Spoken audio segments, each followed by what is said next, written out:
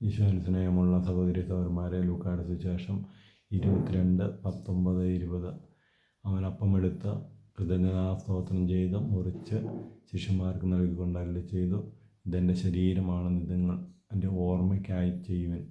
പ്രിയമുള്ളവരെ, ഇന്ന് ഞായറാഴ്ച, കർത്താവിൻ്റെ ദിവസം, പരിശുദ്ധമായി ആചരിക്കേണ്ട ദിവസം, ഈശോ കൃതജ്ഞതാസ്തോത്രം ചെയ്ത്, അതായത് ദൈവത്തിന് നന്ദി പറയേണ്ട ദിവസം, ദൈവത്തെ ആരാധിക്കേണ്ട ദിവസം. നമ്മൾ ദിവ്യബലി പങ്കെടുക്കുമ്പോൾ ഒന്നാമതായി ദൈവത്തെ ആരാധിക്കുന്നു, ദൈവം തന്ന നന്മകൾക്ക് നന്ദി പറയുന്നു, നമ്മുടെ പാവങ്ങളെ ഓർത്ത് പശ്ചാത്തപിക്കുന്നു, മാപ്പ് ചോദിക്കുന്നു, ഈ ആഴ്ചത്തേക്ക് വേണ്ട അനുഗ്രഹത്തിനായി പ്രാർത്ഥിക്കുന്നു. ഇങ്ങനെ 4 കാര്യങ്ങൾക്ക് വേണ്ടിയാണ് നമ്മൾ മെയിനായി വിശുദ്ധ കുർബാനയിൽ പങ്കെടുക്കുന്നത്.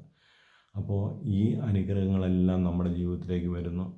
ഈശോ അനുസരിക്കുമ്പോൾ അനുഗ്രഹം, അതിന് വേറെ വിപരീതമായ ഞായറാഴ്ച മറ്റു കാര്യങ്ങൾ ഏർപ്പെടുന്നു, ജോലിക്ക് പോകുന്നു, ഇല്ലെങ്കിൽ നമ്മുടെ വീട്ടിലുള്ള ജോലികൾ ചെയ്യുന്നു, ഇല്ല നമ്മുടെ വേലക്കാരെ ഹിന്ദിക്കാരെ കൊണ്ട് ജോലി ചെയ്യിക്കുന്നു, അവരെ ഞായറാഴ്ച മാത്രമേ കിട്ടുള്ളൂ.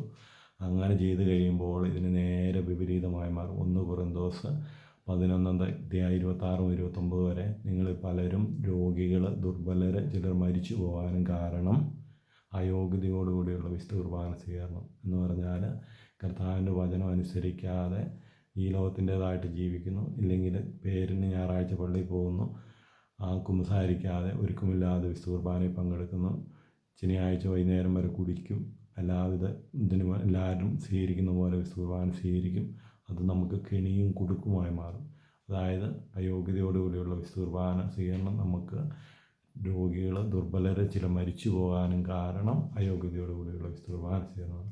പ്രിയമുള്ളവരെ, ഇന്ന് കർത്താവിൻ്റെ ദിവസം, കർത്താവിനെ ആരാധിക്കാൻ, കർത്താവിന് നന്ദി പറയുവാൻ, കർത്താവിൻ്റെ നിന്ന് പാപമോചനം യാചിക്കാൻ, ഈശോയുടെ അനുഗ്രഹം ഈ ആഴ്ചത്തേക്ക് ഉണ്ടാകുവാനായിട്ട് നമുക്ക് ആത്മാർത്ഥമായിട്ട് ആഗ്രഹിക്കാം. നമുക്ക് ഈശോ അപ്പമെടുത്ത് കൃതജ്ഞതാസ്തോത്രം ചെയ്തു. അതായത് ഈശോയ്ക്കറിയാം ഏതാനും മണിക്കൂറുകൾക്കുള്ളിൽ ഈശോ പീഡ സഹിക്കേണ്ടി വരും, കുരിശിൽ ചുമക്കേണ്ടി വരും, കുരിശ് മരിക്കേണ്ടി വരും.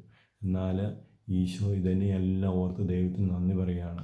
പ്രിയമുള്ളവരെ, നമ്മുടെ ജീവിതത്തിലെ കഷ്ടപ്പാടുകൾ, ദുരിതങ്ങൾ, വേദനകൾ, സന്തോഷങ്ങളെല്ലാം കർത്താവിലേക്ക് ഉയർത്തി നന്ദി പറയേണ്ട ദിവസമാണ് ഞായറാഴ്ച.